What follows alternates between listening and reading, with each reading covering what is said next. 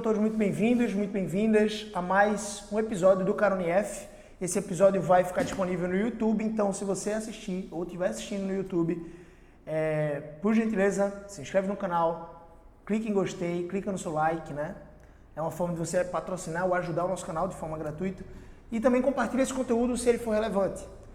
Mas nosso objetivo é discutir com a live do Cara Unif, literalmente, as estratégias que vão te ajudar a se tornar um propagandista, que vão te ajudar a entrar na indústria farmacêutica e transformar a sua vida.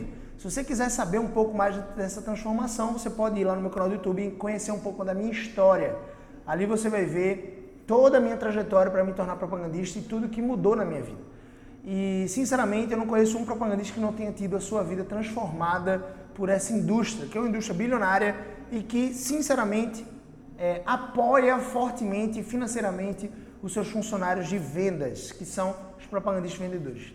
Então, só para você ter ideia, eu entrei numa multinacional, indústria farmacêutica, uma das maiores do país, aos 22 anos, e eu não tinha nem graduação concluída, muito menos uma pós-graduação, eu não tinha inglês, eu tinha uma baixíssima experiência com vendas. Então, talvez você que está aí do outro lado me assistindo, me ouvindo, né, tenha muito mais recursos do que eu, tenha um currículo talvez mais preenchido, um curso tecnólogo, um curso de nível superior, um curso de bacharelado, talvez você tenha até pós-graduação, ou talvez você já tenha inglês, talvez você tenha muito mais experiência com vendas do que eu, mas o fato é que qualquer pessoa que, desde que tenha uma graduação ou que esteja cursando uma faculdade e tenha uma CNH, pode se tornar um propagandista sabendo a estratégia certa. E o tema da nossa live de hoje, o tema do nosso episódio do Cara Unif de hoje, é um muito simples, mas que, vez ou outra, chega no meu Instagram, essas dúvidas relacionadas a esse tema, e eu espero aqui aniquilar essa dúvida,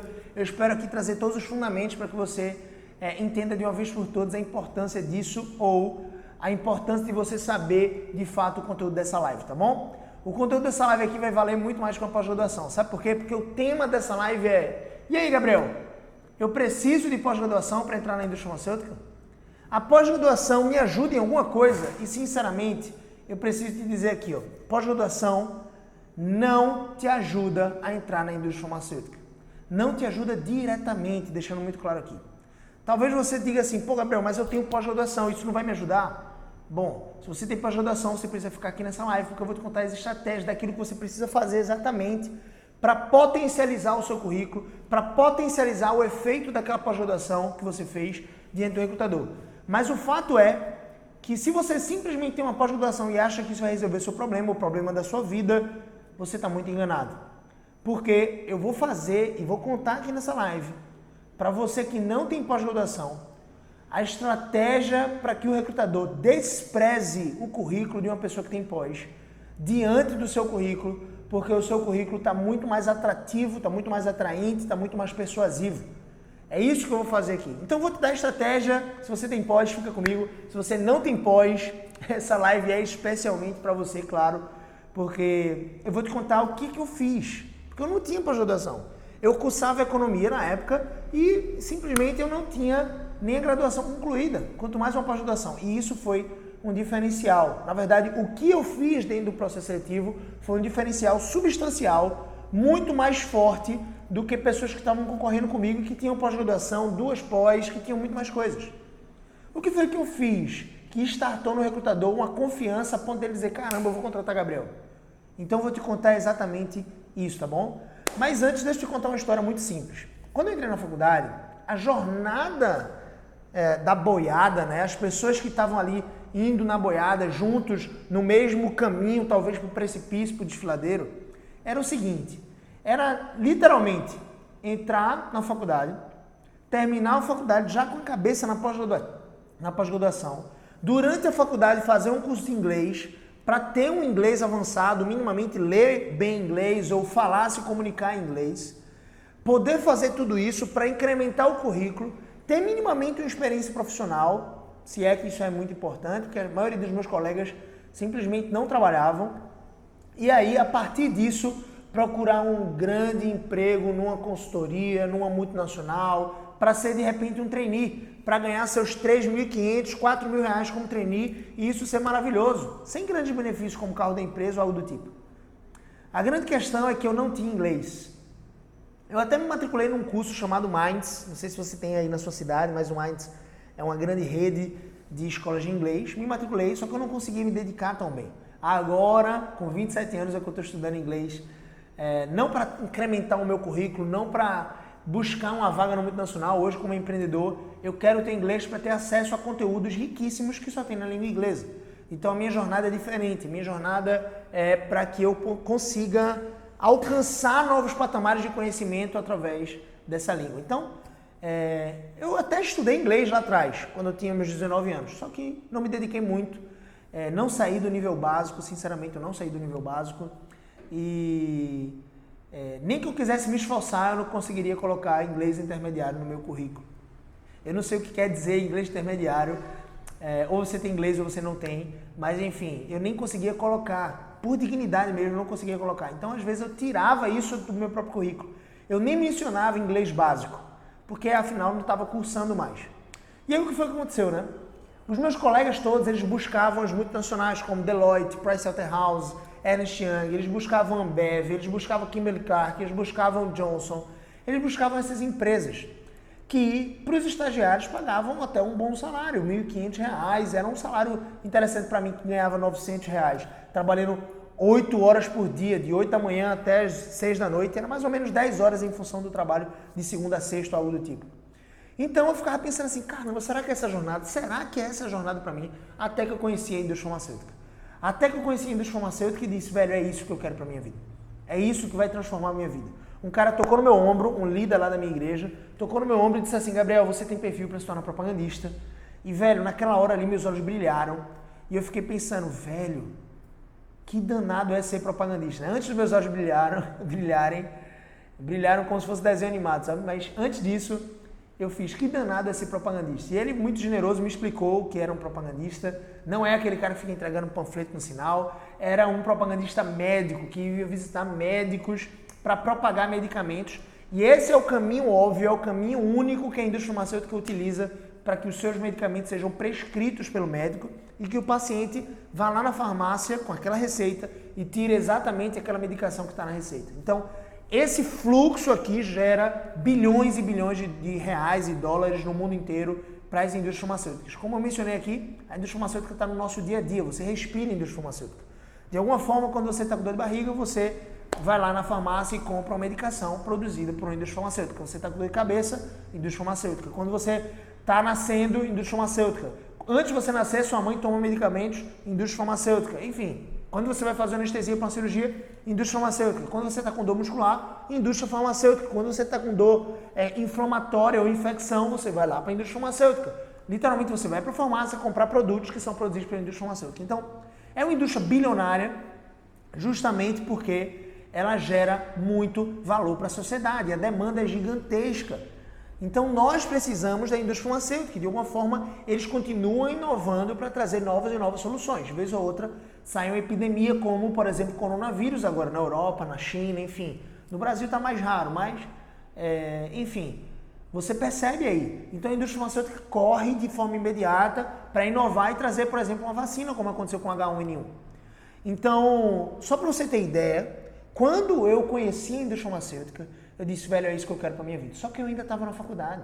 Eu tinha todas as desculpas do mundo para dizer, minha mãe não ia me cobrar, a gente estava passando por uma crise financeira absurda lá em casa, mas minha mãe não ia me cobrar, eu só tinha 22 anos de idade. Quando eu comecei a jornada para me tornar propagandista, eu tinha 21 e eu me tornei aos 22, ou seja, eu passei mais ou menos um ano aí para poder entrar. Eu recebi alguns nãos, eu não tinha um mentor de perto. Mas o fato é que aquele cara que abriu os meus olhos, ele me pôs numa estrada, numa via que era uma via expressa. E eu não saí mais dessa via. E teve um dia que, depois de empreendedor, né, já como diretor administrativo da escola que minha esposa fundou, a Ecoprime, eu conheci um cara que era dono de uma consultoria muito boa daqui da região. E ele tinha sido diretor operacional de consultoria da Deloitte, uma das maiores do mundo. Então ele tinha começado como estagiário, tinha sido efetivado, ele tinha passado por todas as etapas até se tornar diretor, que era o segundo cargo mais alto. Depois de diretor, você se tornava sócio da empresa. E o fato é que ele foi demitido e depois ele fundou a própria consultoria. Hoje ele ganha muito mais que isso. Mas por que eu estou contando a história desse cara? Esse cara me contou, certa vez, que ele tinha uma pressão tão grande, um grupo de liderados tão intenso no Nordeste inteiro como diretor. Ele precisava viajar constantemente, ele precisava fazer uma manobra absurda. E ele ganhava muito bem para isso. Ele já não trabalhava na Deloitte, então eu tomei a liberdade de perguntar: quanto é que tu ganhava? E ele falou que ganhava R$9.000 por mês. É um bom salário. Mais uma dezena de benefícios, como, por exemplo, ele não tinha carro da empresa, mas ele tinha um plano de saúde muito bom, tinha que ter refeição de R$37 por mês. Então, eram vantagens interessantes, né? Benefícios interessantes. Ele tinha uma participação no lucro no final do ano. E eu estava mencionando para ele, eu já não era propagandista na época, eu já tinha 24 anos. Eu entrei com 22 e fiquei até o final dos meus 24 anos. Eu passei mais ou menos 2 anos na indústria farmacêutica. E foi um tempo suficiente para eu aprender muito, para eu mergulhar de cabeça, para eu gerar resultado, para eu bater metas, para eu treinar, para eu aprender. E de fato eu saí para empreender junto com a minha esposa, eu empreendi em outros negócios e agora eu também estou aqui. Além da EcoPrime, nós temos aqui essa empresa de treinamentos, né, que é a Impact Learning. E dentro da Impact Learning tem o Propagandista Essencial, que é o meu método que ajuda você de forma avançada e mentorada a chegar na indústria farmacêutica. Mas olha só que interessante. Eu estava conversando com ele e eu disse: bicho, a maioria dos meus colegas da faculdade, eles seguem esse fluxo, eles seguiam esse fluxo.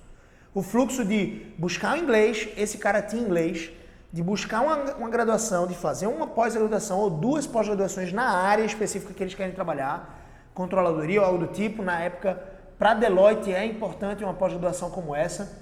E eles se esforçam tanto, eles investem tanto nos seus currículos, eles fazem tantos cursos e outras coisas para ganhar R$9.000. Eu, com 23 anos de idade, ainda estava no segundo escalão da indústria farmacêutica, que era um propagandista pleno.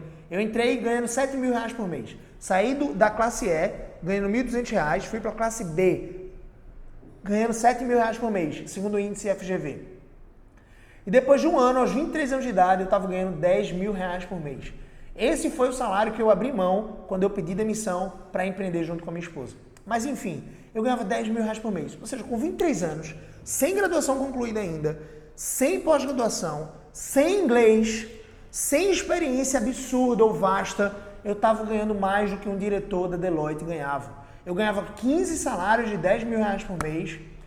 E olha que coisa interessante. Tem uma coisa que é alarmante, né, pra gente.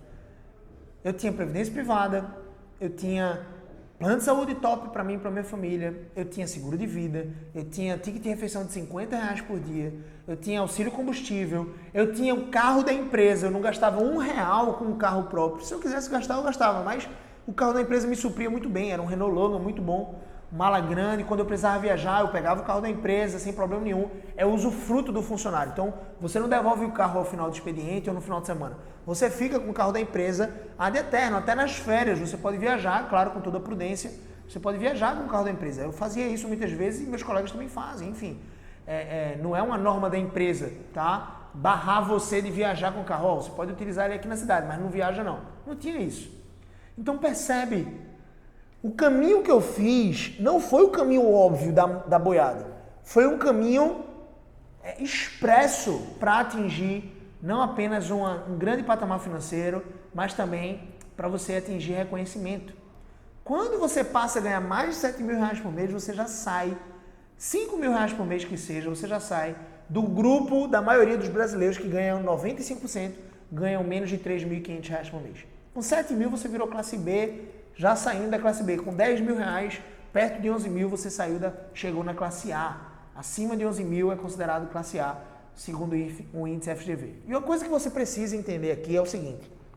Eu gosto de utilizar essa analogia. Tem muitas pessoas que elas conseguem ter à sua disposição ingredientes caros e muito bons. Com ingredientes caros e ingredientes muito bons, você pode fazer um bolo espetacular. Imagina essa analogia aqui. Eu tenho duas pessoas que vão fazer um bolo e eu coloco ingredientes igualmente bons e igualmente caros à disposição deles. Digamos que você vai fazer um bolo de noiva, né? Um bolo de casamento, que é um bolo ali com frutas secas, é um bolo que requer ingredientes mais sofisticados, requer um glacê, uma pasta americana, algo do tipo. Eu coloco na mão de 2 pessoas que fazem bolo. Uma pessoa, não necessariamente ela é especializada ou ela sabe fazer bolo de noiva. Então, provavelmente o bolo de noiva dela pode até ficar gostoso, mas as chances são que vai ficar num nível muito inferior do que aquela pessoa que sabe fazer um bom bolo de noiva. Então, essa pessoa ela vai saber a ordem certa de colocar os ingredientes, ela vai saber o modelo de preparo, o modo, quanto tempo vai para o forno, para o bolo ficar um pouquinho solado, úmido dentro. Se você sabe o que é um bolo de noiva, você sabe que é importante que ele seja molhadinho ou algo do tipo. Mas imagina você, se eu ponho, ou se essa pessoa que não tem habilidade alguma em fazer um bolo de noiva, tem ingredientes caros, ingredientes bons, e essa pessoa que sabe fazer, domina muito bem essa arte de fazer bolo de noiva, ela não tem ingredientes caros e muito bons à sua disposição. Digamos que o leite condensado que essa pessoa vai utilizar é um leite condensado moça, né? Da melhor marca, talvez, aí, Nestlé. E o que ela vai utilizar aqui talvez seja piracanjuba ou itambé ou qualquer outro tipo. E outros ingredientes menores. Gente, mesmo assim, essa pessoa que não sabe, não domina a arte de fazer bolo, as chances são que ela vai fazer um bolo inferior, ruim e talvez feio. Diante dessa pessoa que com poucos ingredientes, essa pessoa que com ingredientes mais baratos, menos sofisticados, vai fazer. Então esse aqui vai fazer talvez um bolo delicioso, bonito, atraente. É isso que eu quero provocar em você quando você, ou mesmo que você não tenha pós-graduação. Foi isso que eu fiz com o meu próprio currículo e eu quero te ajudar com isso. Então não apenas com o currículo, quando você chega diante da entrevista, você tem que mostrar que dá conta do recado, mesmo que você não tenha pós-graduação. Não por uma invontade, não por uma falta de vontade de se especializar. Teve um dia que uma pessoa me procurou no Instagram e disse assim: Gabriel, eu sou formado em administração, acho que era esse o curso que ele fazia, eu acredito que era esse. Eu sou formado em administração e, velho, eu estou muito interessado em entrar na indústria farmacêutica. Eu queria saber uma dica sua. Que tipo de pós-graduação eu tenho que fazer? Eu tenho que fazer uma pós-graduação em farmácia, uma pós-graduação em técnicas de vendas para medicamentos? Que tipo de pós-graduação eu tenho que fazer? E eu disse assim, olha, sinceramente, as pessoas estão tão voltadas, tão focadas em sair da faculdade e necessariamente para ganhar um bom salário, ter que entrar numa pós-graduação, que a pergunta dela não foi, Gabriel, o que eu tenho que fazer para dominar o processo seletivo, para conquistar minha vaga? Ela perguntou assim, o que vai aumentar minhas chances? Fazer uma pós-graduação vai aumentar? Eu sei que é uma dúvida sincera e pode fazer muito sentido, não faz sentido? Bom, a área farmacêutica, a área de medicamentos, você é formado em administração, aparentemente não tem nada a ver. Calma aí, Gabriel, será que faz sentido eu fazer uma pós-graduação nessa área, uma especialização na área de medicamentos e farmácia? Parece fazer sentido, mas não vai te ajudar em nada. Não vai te ajudar em nada. A profissão de propagandista vendedor, propagandista médico, é uma profissão comercial, uma profissão de vendas. Gabriel, então fazer uma pós-graduação em vendas vai me ajudar? Bom, as chances são que vai aumentar a sua chance de ser chamado, porque no currículo vai estar lá que você de repente fez uma pós-graduação em vendas. Isso vai tirar a dúvida, possível dúvida do recrutador, a objeção dele de dizer, caramba, será que essa pessoa dá conta do recado? Será que essa pessoa de fato, ela tem habilidade com vendas? Essa é uma dúvida que o recrutador, por exemplo, tem e que pode impedir ele de te contratar. Então você tem outras formas de tirar essa dúvida, não apenas com a pós-graduação. Uma pós-graduação você vai dedicar no mínimo 2 anos e talvez uma pós-graduação boa aí, minimamente boa, você vai gastar uns R$500 por mês. R$500 vezes 12 vai dar quanto? R$6.000. Ao longo de 2 anos você gastou R$12.000. Isso se você fez EAD. Porque se você fez presencial, você vai ter o custo de deslocamento, o custo de tempo, a alimentação, tudo isso incluindo e embutido aqui, que vai aumentar muito mais seu investimento de 24 mil. Para você entrar em indústria farmacêutica, você não precisa desse investimento. Sim, você precisa investir numa graduação, talvez. Entrar numa graduação privada e pagar, sei lá, seus R$300 para fazer um curso de administração, um curso de marketing, algo do tipo. Mas, sinceramente, você não precisa disso. O que você precisa é ter a habilidade de uma boa boleira, né? Uma pessoa que faz bolo muito bem. É ter as habilidades e, de repente, as técnicas, a metodologia que vai te ajudar a se destacar diante do recrutador. E aqui vai um recado para você que tem pós-graduação. De forma alguma você está em desvantagem, tá?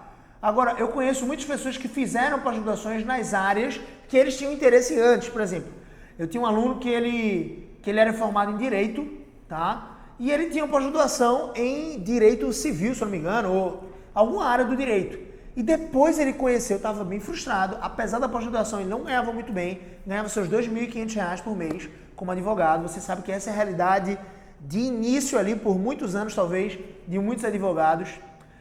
Quando não, o desemprego, isso é muito comum.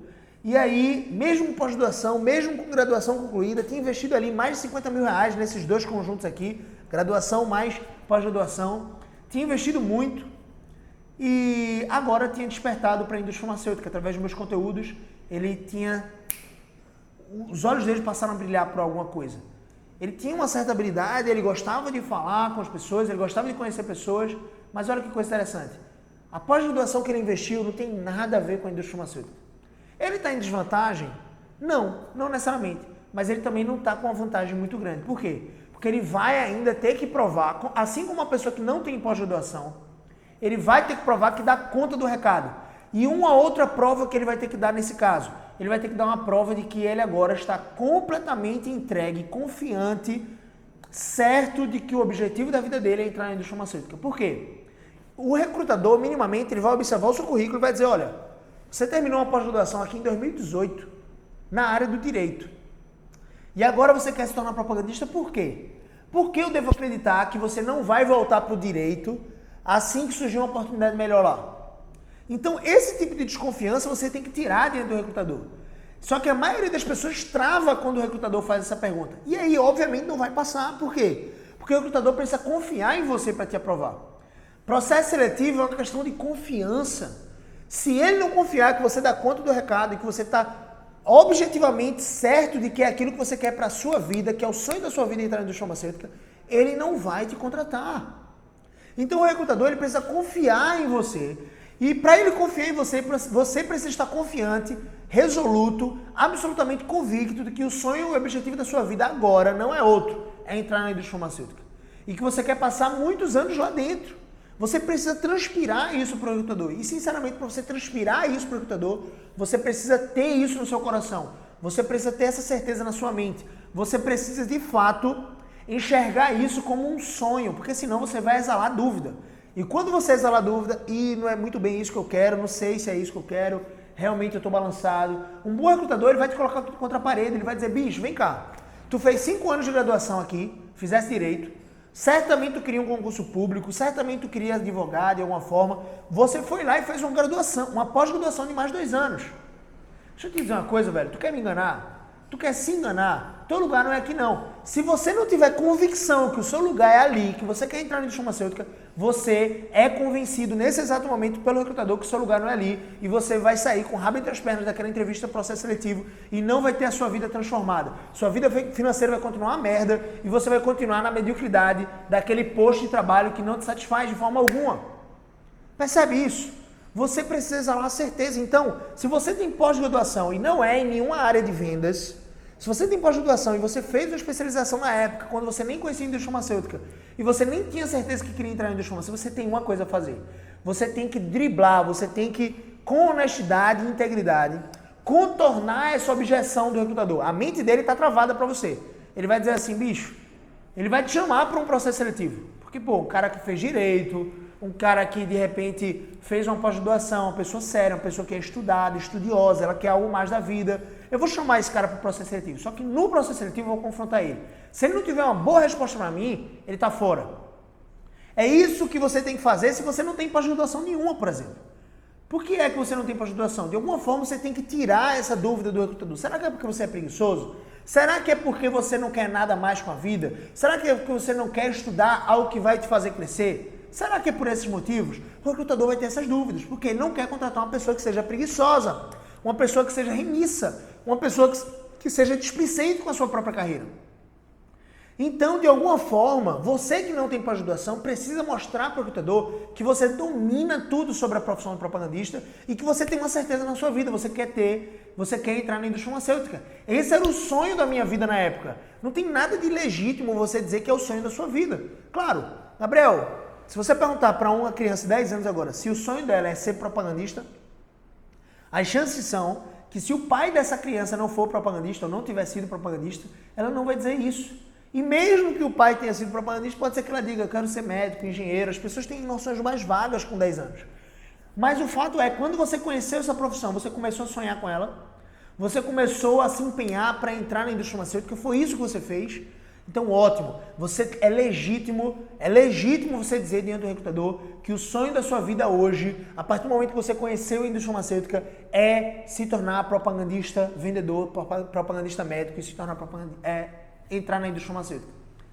Então, é isso que você tem que ter em mente. Se você não tem pós-graduação, o que você tem que fazer é estruturar o seu currículo de forma a chamar a atenção para a sua graduação e chamar a atenção para a sua experiência profissional. Gabriel, mas eu não tenho experiência com vendas. Velho, eu falei isso em algum episódio atrás, tá? Você pode voltar lá no meu canal do YouTube, você vai encontrar conteúdo sobre experiência ou não. Mas é interessante que sim, se você não tem minimamente uma especialização em vendas, o que não é obrigatório, não é pré-requisito, é interessante que você minimamente mostre que teve uma experiência com vendas. Agora, a minha aluna Maria Eduarda, ela entrou na indústria farmacêutica no primeiro processo seletivo da vida dela, sem ter pós-graduação ainda, e ela era formada em Direito, ela não tinha pós-graduação, e sem ter uma experiência com vendas óbvia. Qual era a experiência que ela tinha? Ela tinha experiência como advogada. Ela ia para o fórum, para o tribunal, e ela se relacionava ali. Ela se relacionava com os assessores dos juízes, com o juiz, ela conseguiria prazos, ela conseguia esticar prazos ou diminuir, acelerar os processos através do relacionamento dela. Essa é uma atividade comercial? Claro que é. Não é uma atividade comercial óbvia, vender Avon, vender cerveja, vender produto de limpeza, algo do tipo, fraldas, Kimberly Clark, enfim. Não é um produto óbvio. Não é uma venda óbvia. Por isso que a Maria Eduarda precisou chegar diante do recrutador e mostrar para o recrutador que aquela experiência que ela tinha tido como advogada era suficiente ou era bem mais semelhante até com a profissão e a função de propagandista do que uma venda óbvia. Ou do que você vender inglês. Uma pessoa que vende inglês, uma pessoa que vende cerveja, uma pessoa que vende fralda. É menos parecido, digamos assim. Eu precisei mostrar para a Maria Eduarda como ela fazia isso com as suas palavras. E mostrar para o recrutador, a ponto de convencer o recrutador de que a função que a Maria Eduarda desempenhava como advogada, por exemplo, indo para os fóruns, era tão parecida com a profissão de propagandista vendedor que ressaltava muito mais o potencial dela do que se ela tivesse sido vendedora de brigadeiro, ou vendedora de cerveja, ou vendedora de curso de inglês. Percebe isso? Não desmerecendo essas outras profissões comerciais.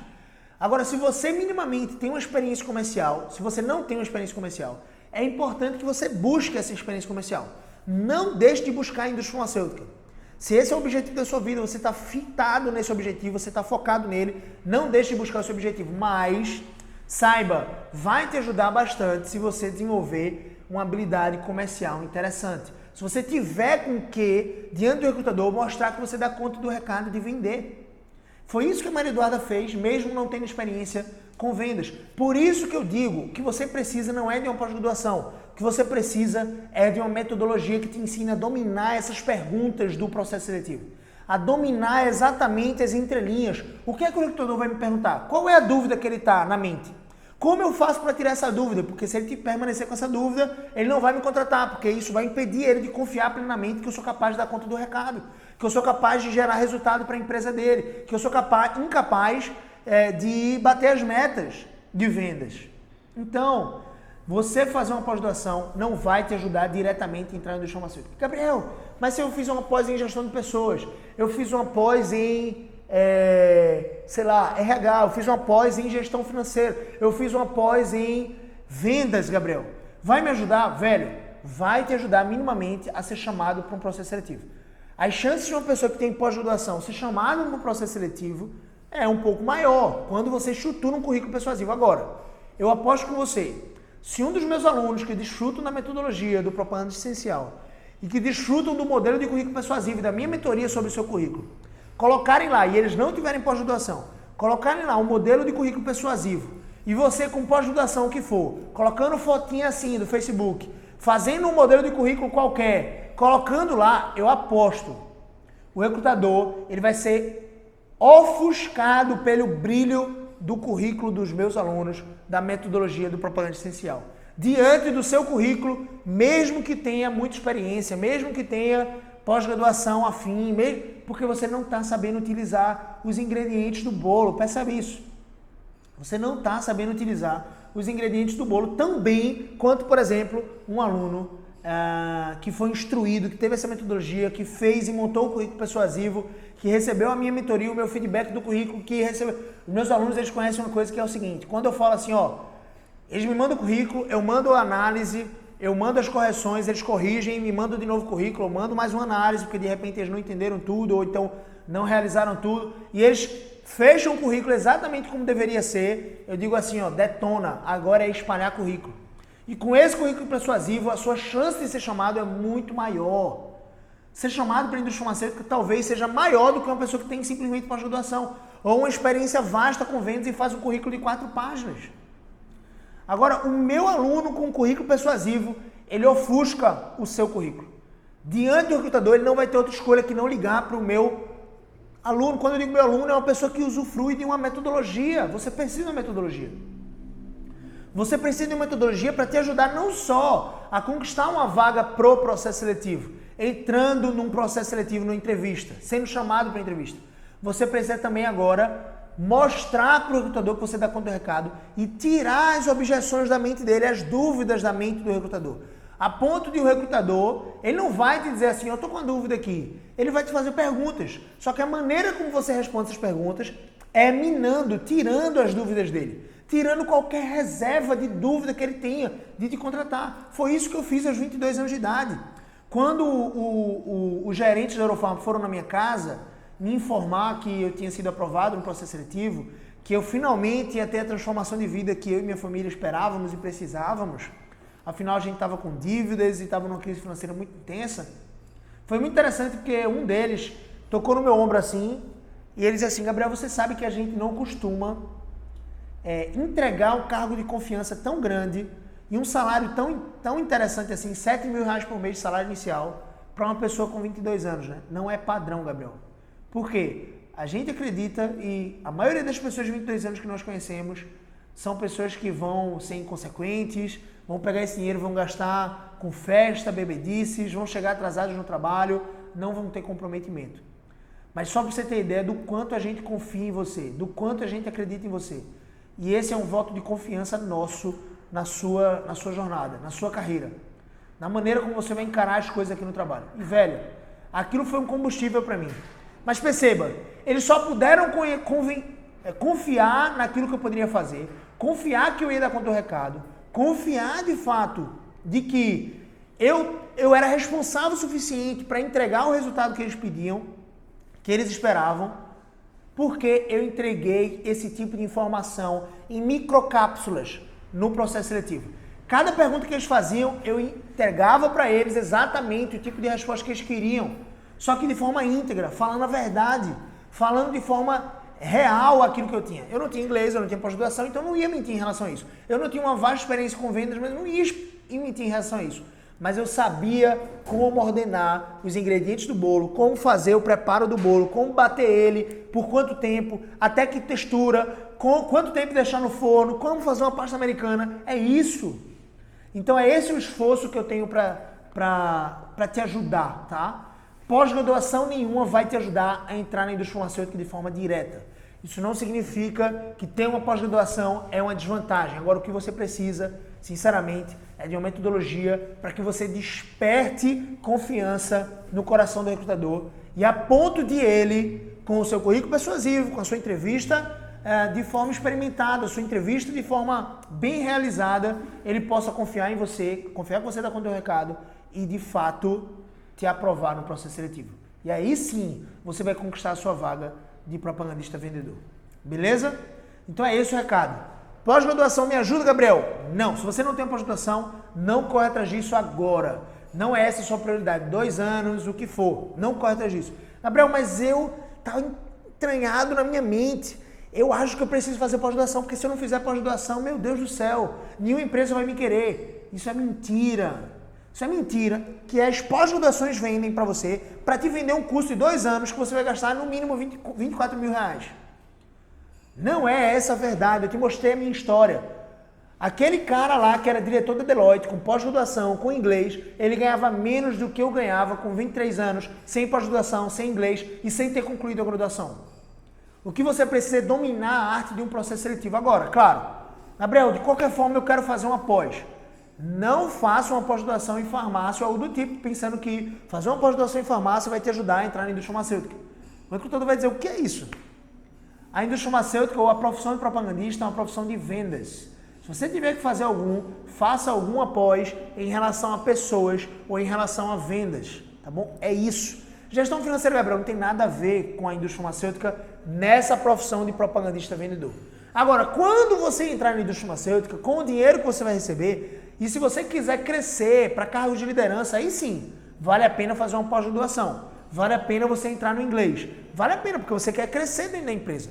Você quer garantir a sua empregabilidade lá na frente. E aí sim, vale a pena você se esforçar, se dedicar, se especializar, mas aí com dinheiro no bolso fica tudo mais fácil. Gente, o recado é esse. Pós-graduação nenhuma vai te ajudar a entrar na indústria farmacêutica. Se você não tem nenhuma pós-graduação na área de pessoas e na área de vendas, se você tem qualquer outra pós-graduação, você está no mesmo nível que uma pessoa que não tem pós-graduação. No mesmo nível. E esse mesmo nível vai requerer de você talvez o dobro de esforço. O dobro de esforço. O dobro de engenharia para fazer o empilhamento certo das palavras, das respostas diante do recrutador. Agora, se você tem uma pós-graduação na área de pessoas, na área de vendas, você, entre aspas, está com uma vantagem curricular. Só que o que eu disse para você é que uma pessoa com a metodologia certa, uma pessoa com currículo persuasivo, ela ofusca o brilho do seu currículo. E o recrutador liga para essa pessoa com currículo persuasivo. Por quê? Eu conheço pessoas que têm pós-graduação, pessoas que, enfim, estudaram muito, que têm uma grande experiência com vendas, que fazem um currículo com 4 páginas, 2 páginas. Isso não é persuasivo. O currículo de uma pessoa com metodologia, um currículo persuasivo de uma página, ofusca o brilho desse outro currículo, mesmo que ele tenha pós-graduação. Percebe isso? Eu vou terminar aqui essa mentoria, essa live, né, do Carone F, esse episódio do Carone F falando sobre pós-graduação, falando sobre uma coisa que eu fiz recentemente. Eu fui fazer uma entrevista de emprego para uma das nossas empresas e, como recrutador, eu espero fortemente que o candidato ele tenha ou exale certeza de que é aquilo que ele quer. Como um bom recrutador faz isso, eu procuro fazer. E esse cara era formado em publicidade, era uma área de vendas, tá? Ele era formado em publicidade, nada mal, e ele tinha feito uma pós em marketing. E ele, sinceramente, parecia ser como é que eu falo assim? Pegando o estereótipo dele, ele parecia ser uma pessoa bem interessada em estudar. Ele parecia ser uma pessoa preocupada com o seu currículo. E eu perguntei para ele uma pergunta simples, gente. Simples. Eu perguntei assim para ele. Me conta 2 lições que você conseguiu aprender de fato com a pós-graduação. O investimento na pós-graduação. Eu, enquanto empreendedor, não tenho pós-graduação. Eu nem busco isso exatamente. E eu não busco isso nos meus candidatos. Eu quero muito mais que eles externem para mim o que é que eles aprenderam, qual foi o resultado daquela pós-graduação. Eu não estou interessado se ele tem pós-graduação. Isso não vai garantir empregabilidade para mim, nem para a maioria das empresas. Não vai. Quando eu perguntei quais eram as 2 principais lições que ele tinha aprendido com a pós-graduação, ele travou e não soube responder. Ah, Gabriel, mas aí pode ser que ele tenha ficado nervoso. Sim, mas ele domina isso. A responsabilidade de ficar nervoso no processo seletivo é dele. Por isso que todos os meus alunos ou as pessoas que desfrutam da minha metodologia também vão ter esse acompanhamento de não... Como é que eu não fico nervoso, Gabriel, dentro de um processo seletivo? Como é que eu externo de forma poderosa os meus ideais, o meu potencial? Então ele tinha poucos minutos para demonstrar o potencial para mim, né, enquanto recrutador, e ele não conseguiu demonstrar por uma simples pergunta. Aí eu perguntei depois qual era o livro que ele estava lendo. Ele falou o nome de um livro, ele esqueceu o nome do autor, eu sempre associo o nome do livro com o autor, enfim. Então ele esqueceu, parecia que ele não realmente estava lendo aquele livro naquele instante. Então pareceu que ele não estava falando a verdade, eu sendo íntegro 100%. E eu perguntei quais foram as 2 principais lições que você aprendeu com o livro. E ele trouxe 2 lições interessantes, ou seja, tirou aquela minha crença de que ele estava mentindo de alguma forma. Ou, se ele estivesse mentindo, eu não ia saber nunca. Mas o fato é que ele trouxe 2 lições daquele livro. E uma coisa que eu confrontei ele foi, velho, me tira uma dúvida. Tu investiu, sei lá, 24 mil reais para fazer uma pós-graduação. Tu investiu R$ 30 para comprar um livro, 40 no máximo, numa livraria, vai.